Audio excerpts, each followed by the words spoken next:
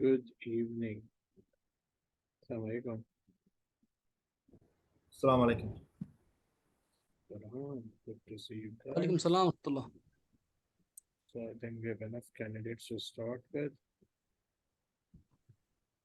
For sure, you will not have the training today. You will have the guidance and the coaching also included. So, let's see how does it go. I will explain the things on this Word file. You can see the Word file, right? Yes. Perfect. I will ask the questions, but I would request you guys to please answer on the chat window so everyone can get the chance to reply accordingly. And that will be like random answers. It's not like planned questions or planned answers. I have planned in my head, but I will just write it on the board and then you can participate while answering. So yeah, it's 7:30. Without wasting time, let's begin the show. And today's topic I have chosen is for the business environment, where we will understand what steps needs to be done, and ultimately we'll be able to reach to the place that okay, this is the thing we have to do it, or we don't need to do it. Majority of the students who have done PMP training, they don't know anything about it. Ultimately, what happens, they just go as a certification exam in terms of university exam. They try to memorize the questions once they reach to the exam, and when they find the questions, they have nothing to do with definitions, they have nothing to do with memorizations. There's purely a different concept, and ultimately they just fall into the trap, and then they start feeling anxiety, and whatever knowledge they have, they are always unable to connect it.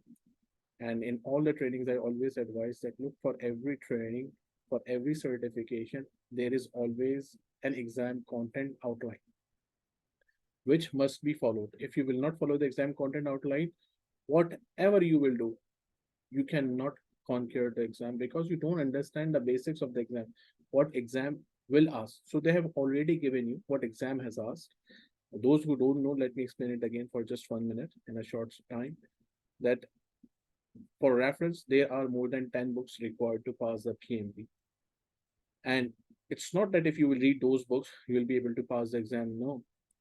Paper is made or exam is prepared based upon this exact content outline. For every certification, there is an ECU and it keeps updating all the time. So ultimately, the people who actually make the exams, they don't make the exam from the book. They are provided by the exam content outline. So they prepare the questions based upon these tasks, based upon the domains, based upon the task, based upon the concept. So if I'm going to make a question, I will make the question based upon this. If I'm going to make the question, so I'm going to make the question related to this. They all are experts and they make questions from exam content outline. And there are many teams of volunteers who prepare multiple questions, then they are combined together, and then they are filtered, and then they go to the exams. And some of them go as, like you can see, the pre-test questions, which are 5 questions, which are unmarked. If people start answering them properly, they add them, otherwise they discard them. And it's a continuous process. There are a team of volunteers who just keep producing the questions based upon the exam content outline. So please ignore that thing that you have remembered or not, or you did not remember or not. No, no, no, it's not like that. It's always the thing is exam content outline. Without wasting time, we only have 25 minutes left. So when we say the business environment, we know that our PMP exam is divided into 3 domains: people, process, and business environment. And now this exam is mostly towards hybrid or agile. Predictive is there, but there is not a single question of tools and techniques, not a single questions for calculations, not a single questions for techniques. No, no. There is always a concept and you need to understand it. For example, let's begin our first part. So if you look at the first task for the business environment, task one have what? Plan and manage project compliance. And to achieve this task, you have to perform what? Confirm project compliance requirement, e.g. security, health, and safety, regulatory compliance. If someone of you would like to participate, you can put your answers that what I should write here. When I say plan and manage project compliance, this is related to what? You can type your answers on the chat window. And I can see that how much you remember from the past. That where you will find these things. What is this? What they are talking about. Okay, I got few answers on the board. So this is what actually EEF, enterprise environmental factors. And which one? External. And external compliances are actually mentioned, if you guys remember, that when we are making the project charter, or if it is uh, before the project, so we have those things in the benefits management plan or business case, we mentioned those things that we need, those things. So the compliance requirements are mentioned in the project charter. So if there is a question in exam that you are trying to find a compliance requirement, you could not find it, what you have to refer? You have to refer the project charter. Or you need to change the compliance, or you need to follow the compliance. What you have to follow? You have to follow the project charter, or project charter can give you the authority to apply the resources. So project charter, compliance requirement, they are always there. So if you say the high level document, so high level document will be charter. If they are asking detailed, so you will find those things in the risk register. Risk register, and the risk, you know that risk is something which has not occurred. So if they are saying the detail, so you have to provide those things in the risk register, and you have to set the priority. That, and I told you earlier in the trainings also, that the risk related to compliance, they may be the low probability, but they will always have the very high impact. So if it is high level, you have to define in the charter. If it is detailed, then you have to provide it in the risk register. So similarly, when we are preparing the second document, again, I'm not referring as the like document, I'm just telling you how it is. So based upon this EEF, if you remember, there was a document called as risk management plan. And in risk management plan, we discussed what are the categories of the risk. There were multiple things: methods, roles and responsibilities, categorizations, definition of probability and impact, risk reporting formats. All these things were mentioned in risk management plan.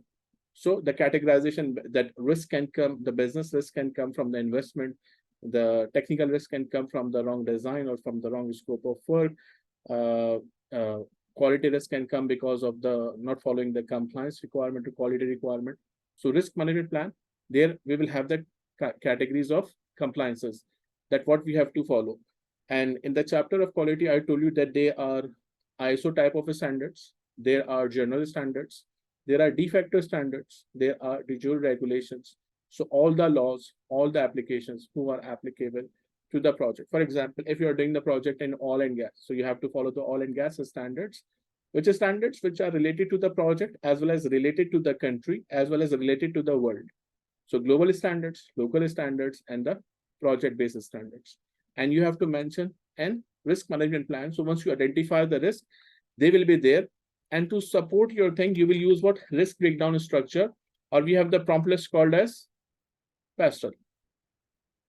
Similarly, determine potential threats to compliance, which means determine potential threat means quantitative risk analysis.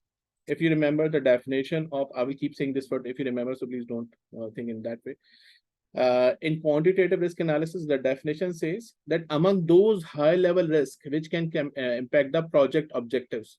So that is what quantitative risk compliance, which will be mentioned in our risk register, and it can be performed by simulations, right? We can have Monte Carlos, we can have decision trees, we can have tornado diagrams. So based upon that, we can do what? We can identify the risk. Ultimately, if you say use the methods to support compliance, how can you support compliance? You can early identify the risk. And this is one of the main thing. If you are working in the projects, you know that when you start the work, you have to read the document, or like we call it document analysis, and you have to find out the high level risk. You can find out that what are the typical compliance requirement you must follow. So you can classify them as high level risk in the risk register, or in the document called as probability and impact matrix. So we can classify those as the high level risk. So that's how you can support compliance, that you can get the certificates, you can get the reports, you can get the registers, and so on. Similarly, analyze the consequences of compliance. Again, the quantitative analysis to check that what are the chances available to support our project compliance. If you look at the next task, determine necessary approach and actions to address compliance needs, which means if you cannot follow the compliance, so we have the strategies, right? For the threats, we have the strategies which are you can avoid them, you can mitigate them if you cannot avoid them, or you can transfer them in terms of financial risk. So these are what approaches you can take it to address the compliance needs. You can hire third party, right? If you don't trust yourself, you can hire a third party for the quality inspection or quality audit. They will come and check that do you have the capability, or if I say we will invest on or spend the money on cost of conformance, training needs and prevention techniques, trainings, ISO documentations, process documentations. So you can invest in cost of conformance. So these are the approaches you can use it to avoid getting into the compliance categories. Then measure the extent to which the project is in compliance. And compliance is something which has to be continually audited. And who will audit it? Your QA can audit it, or you can hire a third party to audit it. So if I recompile the whole thing, they can give you a question that you are performing a project and you found out that there is a building code which needs to be followed. If you will not follow, you will not get the payment release. What you have to do in this situation, and you don't have expertise. So the situation is acquire the expert from PMO, or if there could be the answer, hire the experts. So you can provide it. Hire means if they are not locally available, so what you will do? You will go with the procurement, right? If the resources are not available, then you will go with the procurement. And we discussed that in procurement, we can use time and material type of contract to acquire what? To acquire the resources. Which resources? Like inspectors, like validators, and so on. So you can actually get those things. So with the help of procurement contracts, you can acquire the resources. They will keep checking the compliance all the time. And we will keep checking in the risk review meeting that how we are doing it. And we discussed that risk review meeting contains of past, that how we have done in past, how we are going now, and what will be the in the future, and what is the situation which needs to be improved. If you are working in agile, so in agile, what we can do, we can learn those things in retrospect, that how we are doing in compliance. If you are not doing the things in compliance, we can improve in the next or upcoming iterations, and we can upload the lesson learned to all the teams who are working, so they all follow the same guidelines. So that is what, as a project manager, you should be aware that you need to know the perform these tasks. You should be able to perform these tasks related to this specific task of business environment, which is compliance. So I have given you some guidelines that how it can be done. Now let's go to the next part, which is task 2. Evaluate and deliver project benefits and value. Investigate that benefits are identified, which means you will review what? Benefits management plan, because benefits are defined in the benefits management plan. We'll make sure that whatever the NPV, IRR, ROI is defined in the benefits management plan, is it being realized or not? Before I go further, I still have good amount of time. When we check our benefits management plan in the predictive one, what we call that meeting? Because I'm speaking, so I thought let's slow it down and ask you guys. When we do this thing, you can type on the chat window, Mike will not go.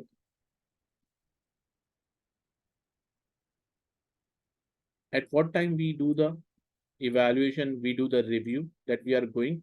What we call this meeting, Agresh?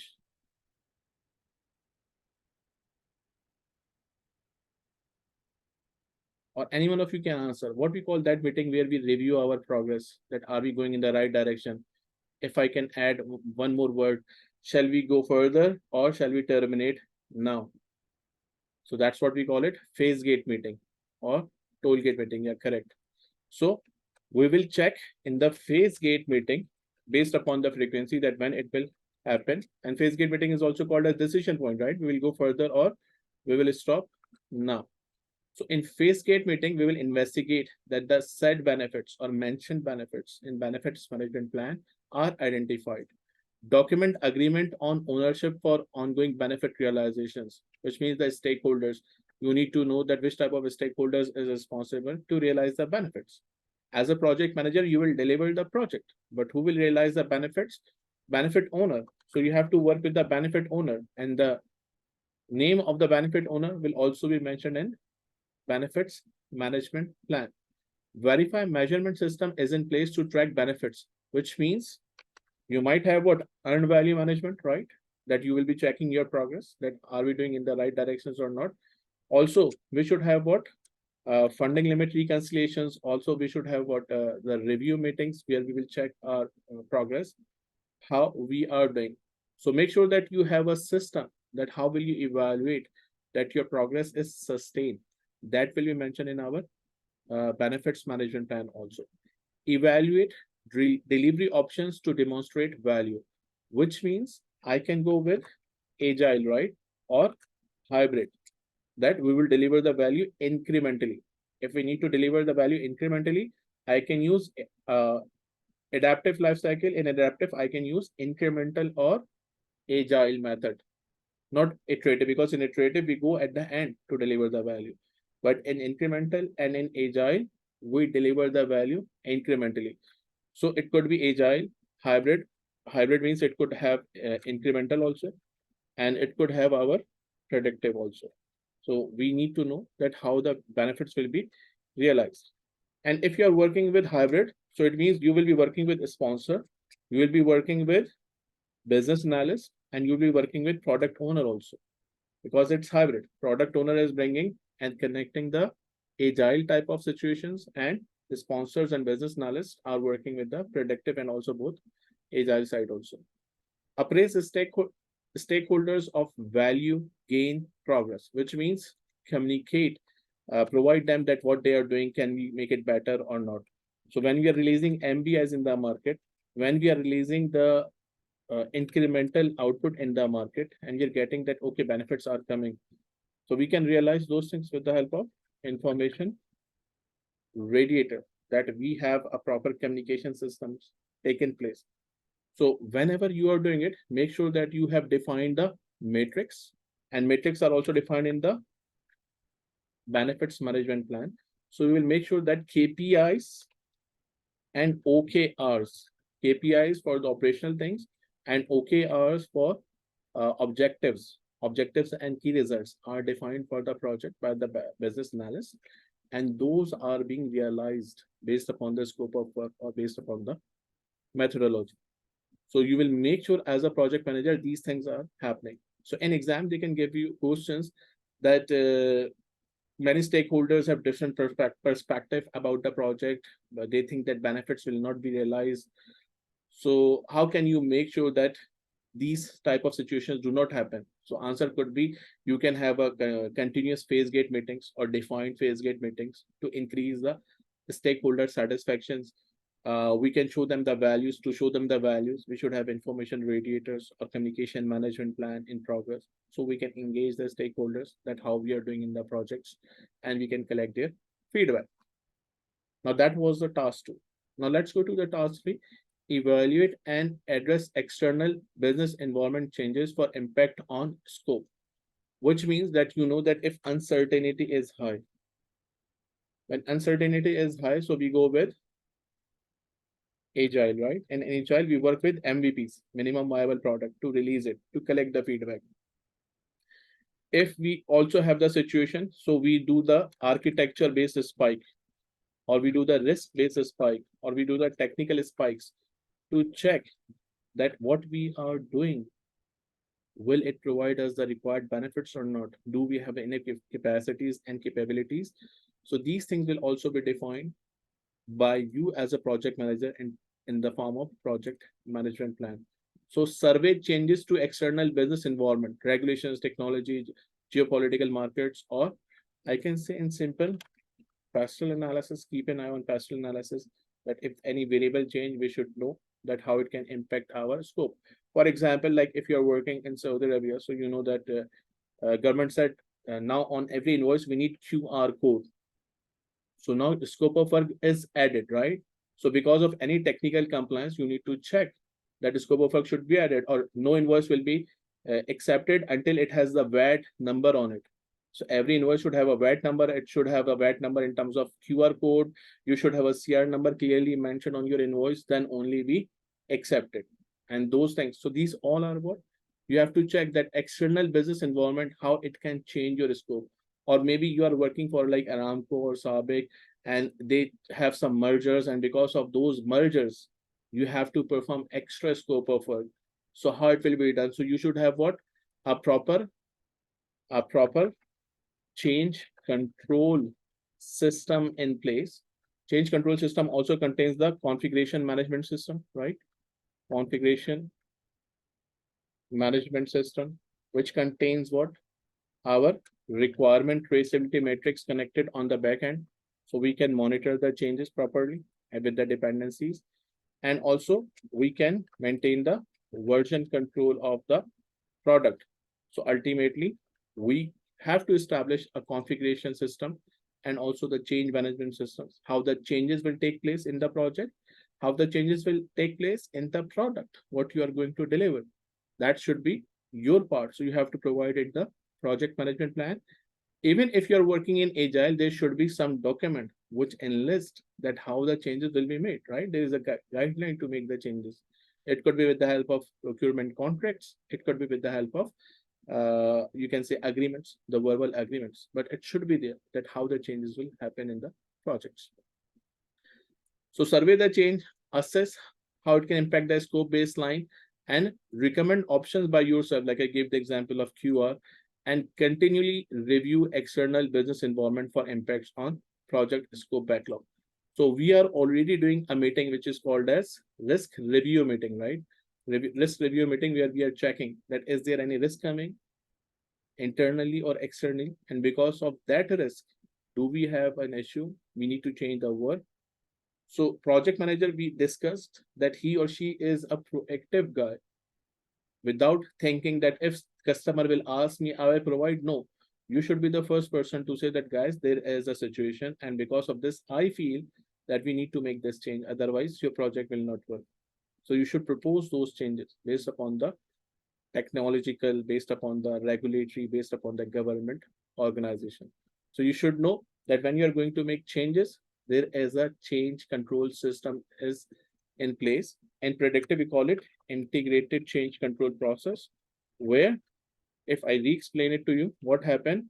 Change request is filed, then it is logged into change log, and then ultimately project manager evaluated, and after evaluating, submit to change control board. Change control board, if the sponsor is the part of change control board, they can approve it. If change control board has approved it, then it will go to the sponsor for approval. And once approved, you will communicate the status that it is approved, rejected, or deferred. Update if it is update the documents if it is accepted, and how these documents will be updated, and revise the baselines as required. So you should know that what is the procedure which you have already defined in change control system.